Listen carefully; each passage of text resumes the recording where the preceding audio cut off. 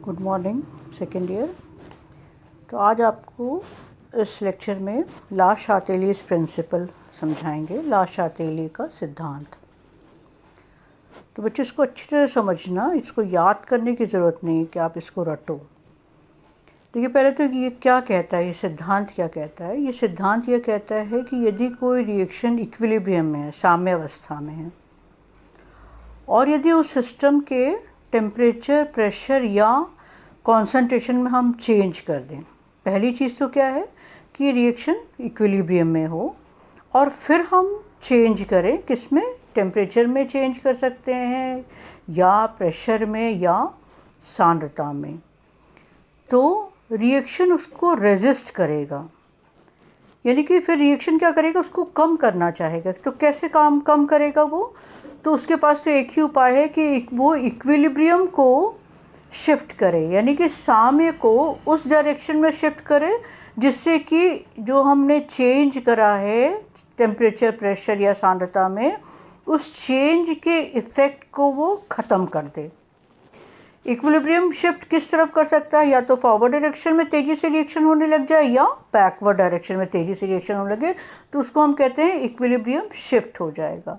तो ये या तो फॉरवर्ड डायरेक्शन में रिएक्शन तेज़ी से होने लगे और या बैकवर्ड डायरेक्शन में, जिससे कि जो हमने चेंज करा है, जो हमने उस रिएक्शन को डिस्टर्ब करा है, उस प्रभाव को वो ख़त्म कर सके। तो सबसे पहले तो देखिए कि चेंज इन कॉन्सेंट्रेशन, यदि हम सांद्रता में परिवर्तन करते हैं तो रिएक्शन क्या करता है।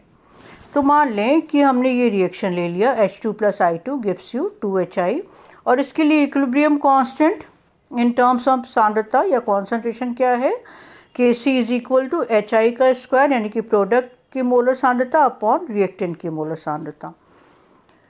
तो इस इक्विलिब्रियम कांस्टेंट्स का मतलब है, Kc का मतलब है वो कांस्टेंट रहेगा। तो यदि हम Kc कांस्टेंट रहेगा, तो यदि हम HI को इंक्रीज़ करते हैं तो इसको भी इंक्रीज़ होना पड़ेगा, यानी कि दोनों का रेशियो, न्यूमरेटर और डिनोमिनेटर दोनों का रेशियो निश्चित होना चाहिए, तो ही Kc कांस्टेंट रहेगा। अब मान लें कि हमने H, हाइड्रोजन और आयोडीन, इनकी सांद्रता को बढ़ा दिया, यानी कि रिएक्टेंट की सांद्रता को बढ़ा दिया। तो इसका मतलब ये हुआ कि जब हम Kc, अगर हमने H2 और I2 को बढ़ा दिया, इसका मतलब ये डिनोमिनेटर वाली चीज़ को हमने बढ़ा दिया, तो इसका मतलब ये हुआ कि Kc की वैल्यू कम हो जाएगी, क्योंकि डिनोमिनेटर में H2 और I2 ये बढ़ गए, तो Kc की वैल्यू क्या होगी, कम होगी। लेकिन to maintain the value of Kc की वैल्यू को मेंटेन रखने के लिए HI का मान बढ़ेगा, तभी Kc की वैल्यू मेंटेन रह सकती है। और HI का मान कैसे बढ़े? तो हाइड्रोजन और आयोडीन का मान, यानी कि हाइड्रोजन और आयोडीन परस्पर अभिक्रिया करके प्रोडक्ट में चेंज हो जाए, यहाँ हम कहें रिएक्शन फॉरवर्ड डायरेक्शन में शिफ्ट हो जाए, इक्विलिब्रियम फॉरवर्ड डायरेक्शन में शिफ्ट हो जाए, यहाँ हम कहें कि रिएक्शन फॉरवर्ड रिएक्शन का वेग अधिक हो जाए, तो फिर Kc की वैल्यू कांस्टेंट हो जाएगी। और रिएक्शन ने क्या रेजिस्ट करा, रिएक्शन ने, हमने जब H2 और I2 की सांद्रता को बढ़ाई तो रिएक्शन फॉरवर्ड डायरेक्शन में शिफ्ट हो गया।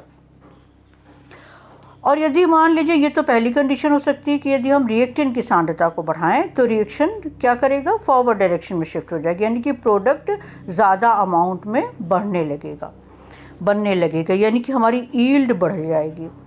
और यदि मान लें दूसरी कंडीशन हम क्या कर सकते हैं, यदि HI की सांद्रता कम कर दी जाए, यानी कि प्रोडक्ट की सांद्रता यदि हम कम कर देते हैं, तो प्रोडक्ट की सांद्रता कम हो गई, इसका मतलब H2 और I2 की भी सांद्रता कम होगी, तभी Kc की वैल्यू कांस्टेंट होगी।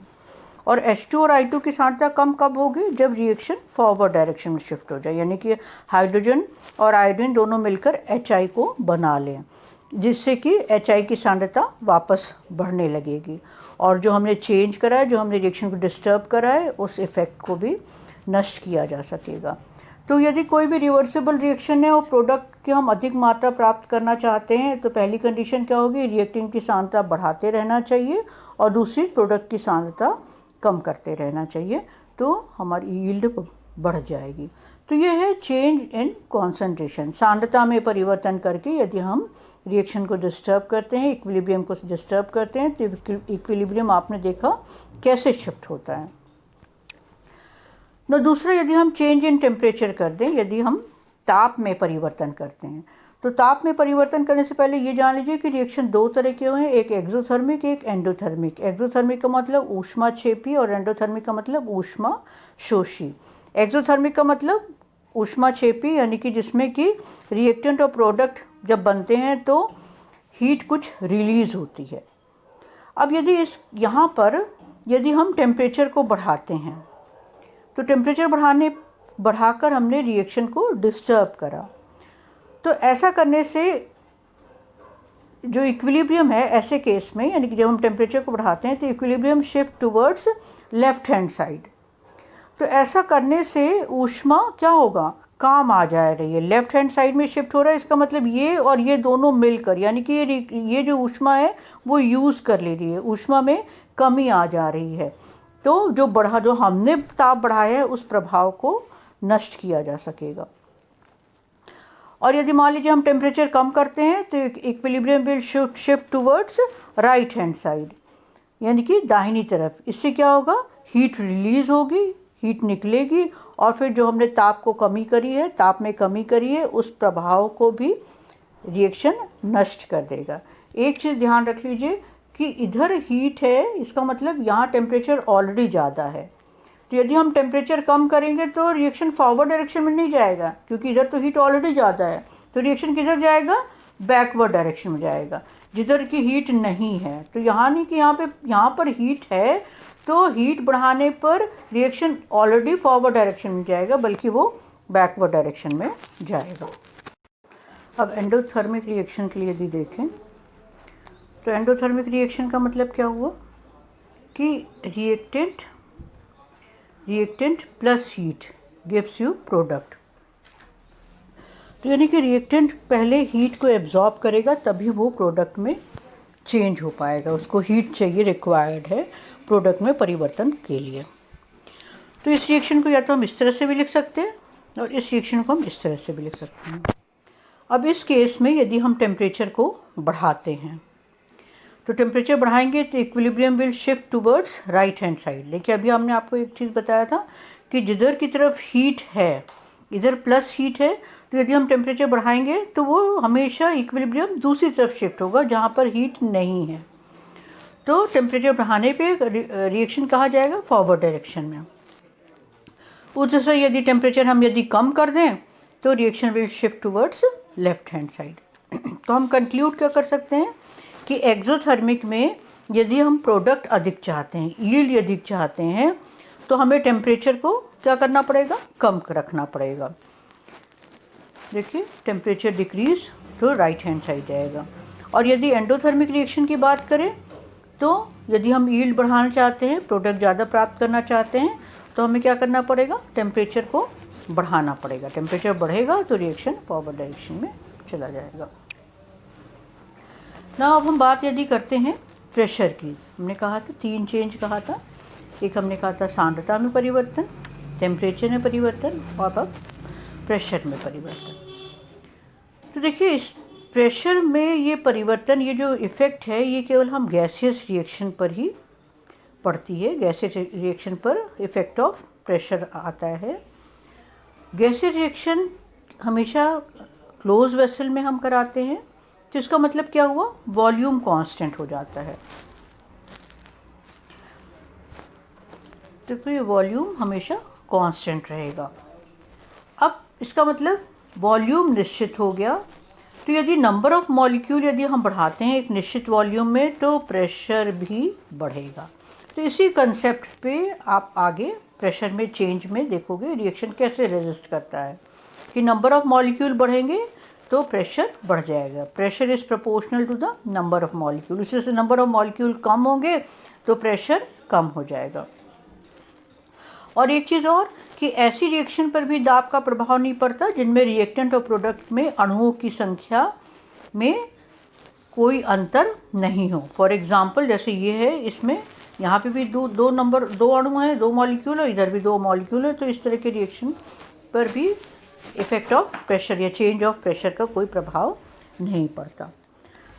तो किस पर प्रभाव पड़ता है? जिसमें रिएक्टेंट और प्रोडक्ट में अणुओं की संख्या में परिवर्तन हो। तो 2 तरह से हम कैटेगराइज कर सकते हैं, ऐसी रिएक्शन जिनमें कि अणुओं की संख्या कम हो रही हो, और ऐसी रिएक्शन जिसमें अणुओं की संख्या बढ़ रही हो।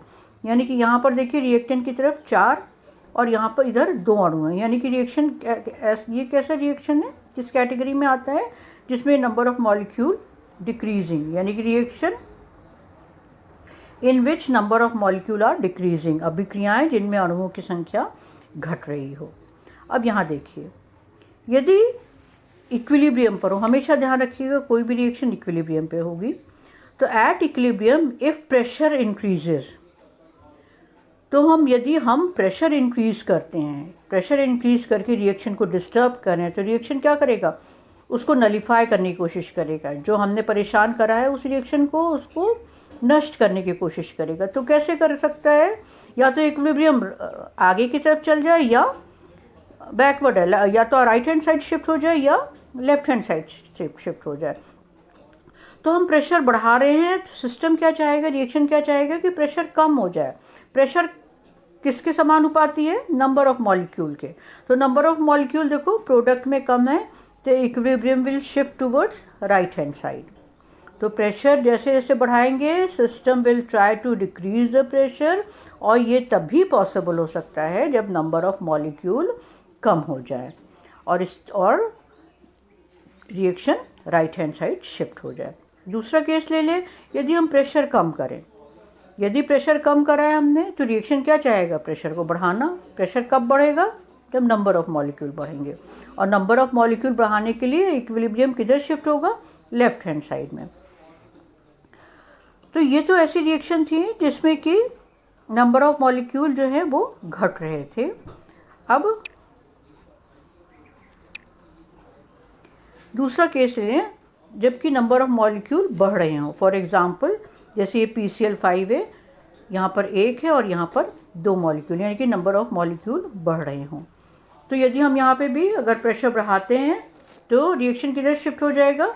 लेफ्ट हैंड साइड में। क्यों? प्रेशर रिएक्शन क्या चाहेगा? प्रेशर कम करना, यानी कि नंबर ऑफ मॉलिक्यूल को कम करना। तो equilibrium shift towards left hand side. उसका ऑपोजिट, यदि हम प्रेशर को कम करते हैं, तो रिएक्शन चाहेगा प्रेशर बढ़ाना, और प्रेशर तभी बढ़ेगा जब नंबर ऑफ मॉलिक्यूल बढ़ेंगे। नंबर ऑफ मॉलिक्यूल कब बढ़ेगा? जब reaction will shift towards right hand side. तो ये बच्चों, ये ला शातेलिस प्रिंसिपल है। अब इसकी एप्लीकेशन आपको नेक्स्ट लेक्चर में बताएंगे। तो आज के लिए बच्चों यहीं तक। Thank you.